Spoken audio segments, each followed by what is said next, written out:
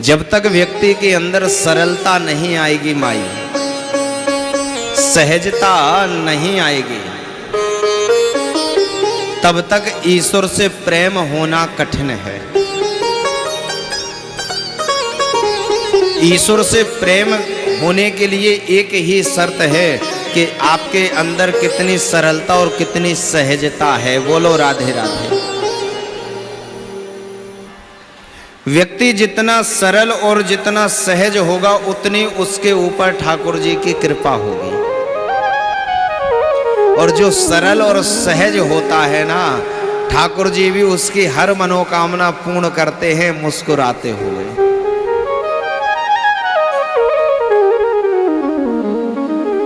आजकल सरलता और सहजता माई दिखाई नहीं देती है।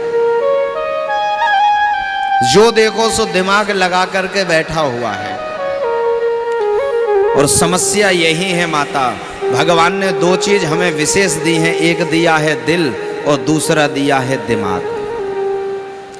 दिल दिया है कि बेटा वो मुझ में लगाओ, ठाकुर जी में लगाओ, और दिमाग दिया है कि संसार में लगाओ। लेकिन हम उल्टा कर बैठते हैं, जो दिल होता है वो तो हम संसार में लगा बैठते हैं और जो दिमाग होता है वो भगवान में लगाते हैं। बस हमारे दुख का मूल कारण यही है।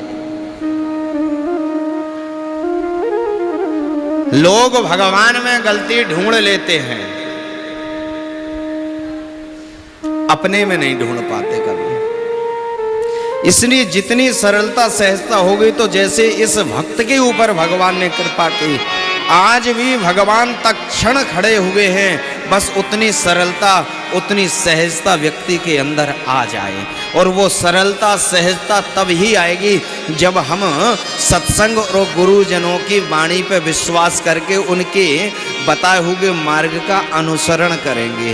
महाजनों गता सपंथा, जिस रास्ते पर हमारे महापुरुष लोग गए हैं उसी रास्ते पर हम सबको चलना चाहिए, तभी कल्याण होता है।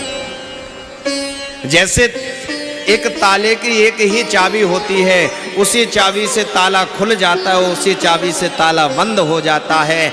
ऐसे हमारा जो शरीर है ये ताला है और मन उसकी चाबी है।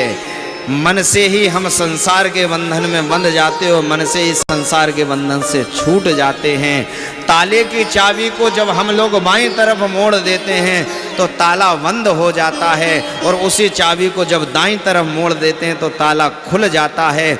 ऐसे ही शरीर रूपी ताले की मन रूपी चाबी को जब हम संसार की तरफ मोड़ देते हैं तो हमारा ताला बंद हो जाता, हम संसार के बंधन में बंध जाते हैं। और उसी मन को जब हम परमात्मा की तरफ मोड़ देते हैं तो सारे बंधनों से वो मुक्त हो जाता है। और जिस दिन मुक्त हो जाता है उसी दिन ठाकुर जी का साक्षात्कार हो जाता है। बोलो राधे राधे।